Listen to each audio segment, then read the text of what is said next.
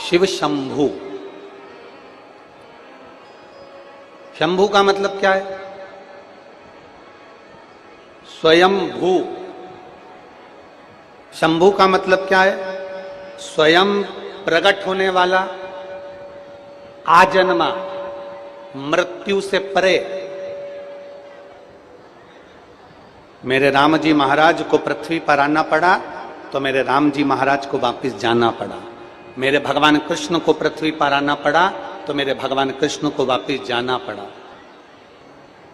साधु संत ब्राह्मण गुरुजन तपस्वी जन साधक जन उपासक जन और आप और हम जब पृथ्वी पर कोई मनुष्य जन्म लेता है तो उसको वापस जाना पड़ता है। मानव का जन्म मिला है तो वापस जाना पड़ता है। पर मेरे देवादिदेव महादेव को कहा गया शिव शंभु। शंभु का मतलब है कि जो स्वयं प्रकट हुआ है, जो स्वयं सामने प्रकट हो गया, जो स्वयं है, जिसका कोई माता नहीं, जिसका कोई पिता नहीं और जिसका कोई शुरुआत से लेकर कोई अंत नहीं दिखता, वो स्वयं शिव शंभु स्वयं प्रकट होता है और अपने जनमानस का कल्याण करता है स्वयं।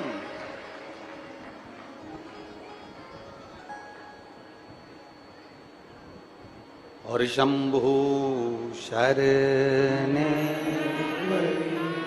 मांगो घड़ी रे दुख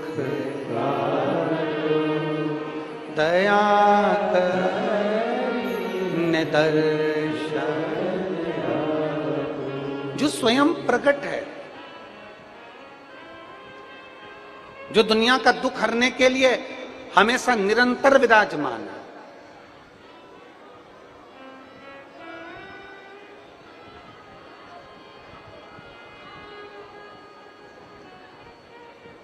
कल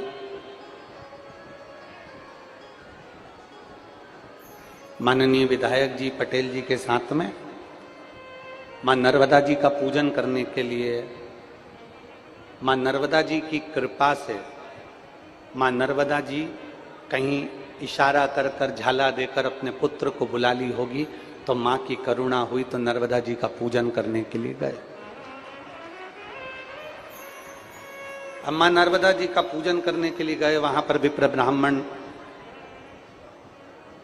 श्री श्री रविशंकर जी महाराज जी के सानिध्य में जो आश्रम है उसी में जो वेदशाला पाठशाला है वहां के विद्वान ब्राह्मणों ने पूजन कराई।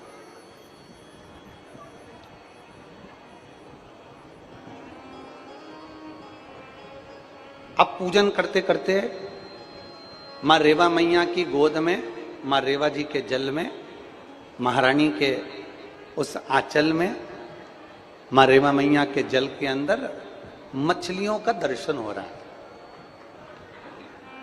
जरा ध्यान देना कथा पर, बहुत बहुत जो अनुभव किया वो बताने में कुछ नहीं जाता।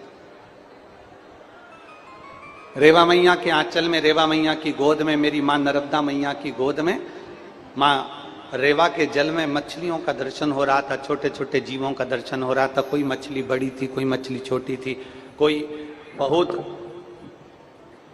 बहुत छोटा सा जीव था, कोई बड़ा जीव था और वो रेवा मैया की गोद में अटखेलियां कर रहे।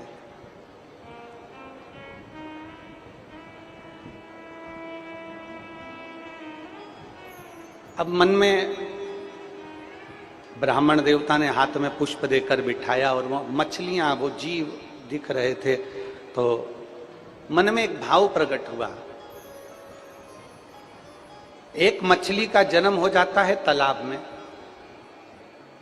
एक जीव जंतु का जन्म हो जाता है कुएं के अंदर,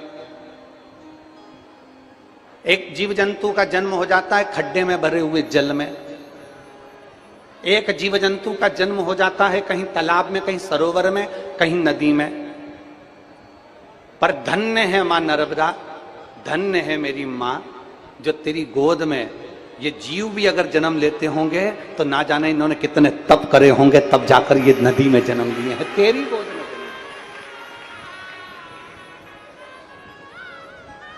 मां इन मछली ने, इन कीड़ों ने, इन जीवों ने मां कितना तप करा होगा, कितना तप।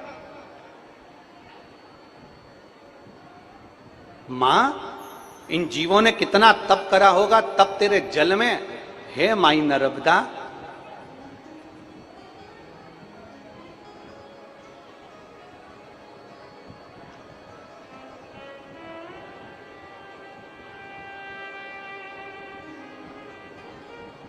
इन जीवों ने कितना तप करा होगा माई नर्मदा, इन जीवों ने कितनी साधना करी होगी और इन जीवों ने कितना तप करा होगा। हे माई नर्मदा, तब जाकर ये जीव तेरे जल में जन्म लिए, तेरे जल में। और अब ये तो हो गई जीव की बात। आप जरा विचार करिएगा कि जितने मां नर्मदा के तट पर ब्राह्मण, संत, साधु, गुरु, तपस्वी, साधक, उपासक और जितने गांव, जितनी बस्तियां, जितने नगर मेरी मां नर्मदा के तट पर बसे होंगे, जरा विचार करना वहां रहने वाले भी कोई साधारण संत से कम नहीं होंगे। उन्होंने कितना तप करा होगा जो माई नर्मदा के तट पर विराजमान हो गए।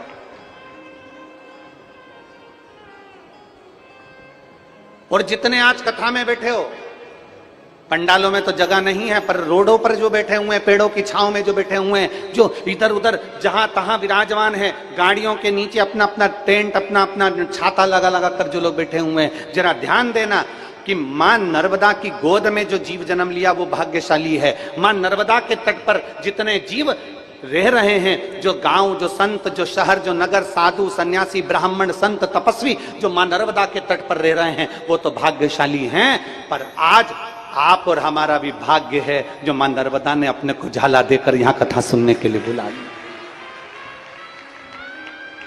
ये आप और हमारा भाग्य है। और जितने आस्था चैनल पर कथा सुन रहे हैं, जितने फेसबुक यूट्यूब पर कथा सुन रहे हैं, जितने सोशल मीडिया पर कथा सुन रहे हैं, वो भी भाग्यशाली हैं जो मां नर्मदा के तट से, ओमकारेश्वर जी की पवित्र भूमि से ये कथा मानधाता राजा की पवित्र भूमि से श्रवण करी जा रही है। और वो राजा मानधाता कोई साधारण नहीं थे, जिनकी ये धरती है, जिनकी ये भूमि है।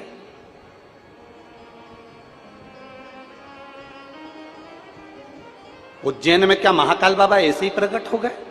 काशी में क्या मेरे विश्वनाथ जी ऐसे ही प्रकट हो गए? सोमनाथ जी में क्या मेरे सोमेश्वर महादेव ऐसे ही प्रकट हो गए? नागेश्वर भगवान क्या